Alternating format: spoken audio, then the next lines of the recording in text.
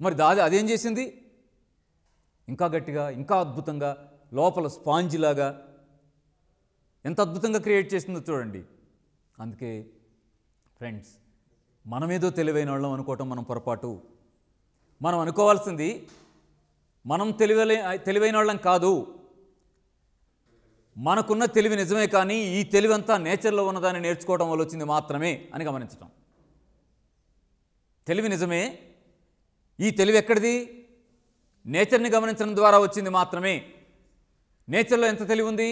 నీకున్న తెలివితో పోలిస్తే నీది నీటి బొట్టు అయితే అది సముద్రం అంత ఉంది. నీ తెలివి ఎంత? ఉదాహరణకి మహా అద్భుతమైన మేధావి, మనందరికి ఇష్టమైన మనిషి పేరు కూడా చెప్పండి, శాస్త్రవేత్త పేరు. ఆ తమ్ముడు చెప్తున్నాడు, నాన్న గట్టిగాను. సార్ మీరన్నారా? ఐన్స్టీన్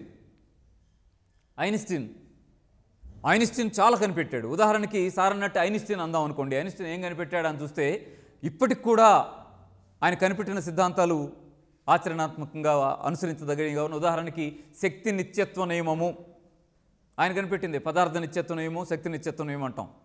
అలాగే E=mc² ఆయన కనిపెట్టింది. అలాగే సాపేక్షక సిద్ధాంతము, రిలేటివిటీ థియరీ ఆయన కనిపెట్టింది. అబ్బో ఎంత గొప్ప మేధావో. ఫ్రెండ్స్, ఇక్కడ చిన్న ప్రశ్న, ఎక్కడి నుంచి కనిపెట్టాడయి? మెదడు నుంచి కనిపెట్టాడా? నేచర్లో ఉన్న వాటిని కనిపెట్టాడా? ఉన్నదాన్నే, నేచర్లో ఉన్నదాన్నే అయ్యా రిలేటివ్గా ఉంది నేచర్ అని ఉన్నదాన్ని చూసి చెప్పాడు ఆయన.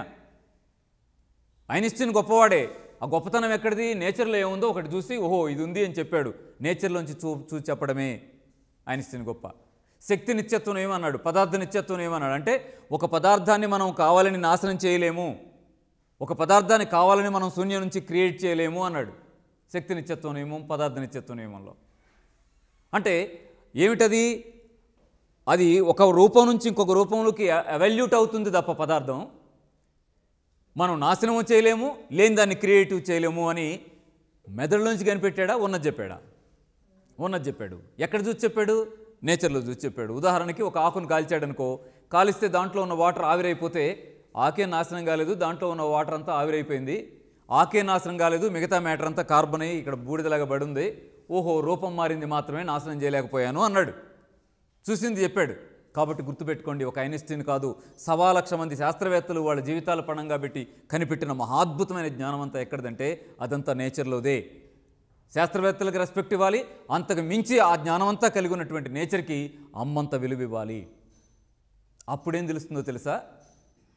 అమ్మ నేచర్ సమానమే అనుకున్నప్పుడు ఆరోగ్యానికి సంబంధించిన సమస్యలన్నీ విడిపోతాయి, చిక్కుముళ్ళన్నీ విడిపోతాయి. ఎలా విడిపోతాయి? ఎక్కడి నుంచి వచ్చావు నువ్వు? అమ్మ పొట్టలోంచి వచ్చా. అమ్మ పొట్టలో గర్భసంచిలో నువ్వు 9 నెలల పాటు ఉండగలిగేటువంటి అద్భుత వనరులు ఎలా అయితే ఉన్నాయో, మాసాలు మోసి నిన్ను ఎలా బయటికి తెచ్చిందో, అలాగే 99 సంవత్సరాలు హాయిగా ఉండగలిగేటువంటి వనరులన్నీ కూడా మనందరినీ కన్నమ్మ ఈ నేచర్లో ఉన్నాయి. ఇది గమనించాలి ఫ్రెండ్స్. అందుకే మిగతా జంతువులన్నీ కూడా ఇంతింత నాలెడ్జ్ వాటికి లేదు, కానీ నేచర్ని ఫాలో అవుతున్నాయి, హాయిగా ఉన్నాయి. షుగరు, బీపీ, థైరాయిడ్ ఏ జబ్బు లేకుండా ఉన్నాయి, హార్ట్ అటాక్, పక్షవాతాలు లేకుండా ఉన్నాయి. కానీ మనమేమయ్యాం?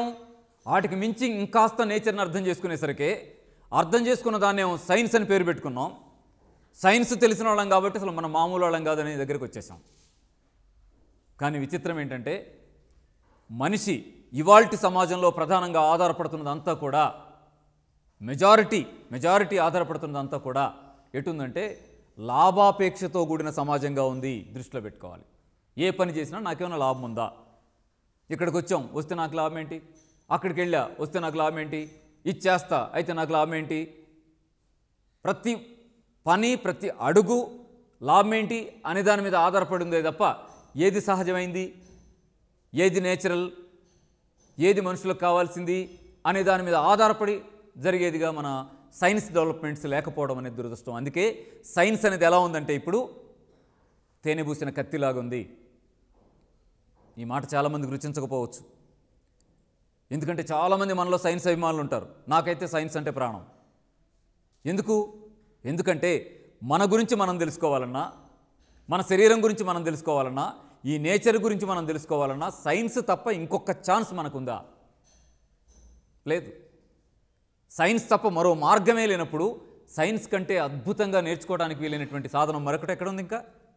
కాబట్టి సైన్సే మన ప్రాణం కావాలి, సైన్సే సమాజపు ఊపిరి కావాలి. కానీ బిజినెస్ సొసైటీగా, లాభాల సొసైటీగా మారిన సొసైటీలో సైన్స్ కూడా ఏమవుద్దంటే రెండంచుల కత్తిగా మారుతుంది. Business science, natural science. Business science, natural science ఏంటి? సైన్స్ అంటే సైన్సే. సైన్స్లో బిజినెస్కో సైన్స్, నేచురల్కో సైన్స్ ఉంటుందా? ఇది బంతిని బలంగా కింద కొడితే అదే ఫోర్స్తో పైకి లేస్తుంది అనే థియరీ ఒకటి ఉంది. ఆయన థర్డ్ లా ఉంది, న్యూటన్ థర్డ్ లా అన్నాడు. అంటే దానిలో బిజినెస్ లా ఒకటి, నేచురల్ లా ఒకటి ఉంటుందా? ఉన్నదేదో సైన్స్ అంటే సైన్సే. అలా అనుకున్నాం కాబట్టి సైన్స్ అని వాళ్ళు చెప్పిన ప్రతిదీ నమ్మేస్తున్నాం, నష్టపోతున్నాం. దృష్టిలో పెట్టుకోండి.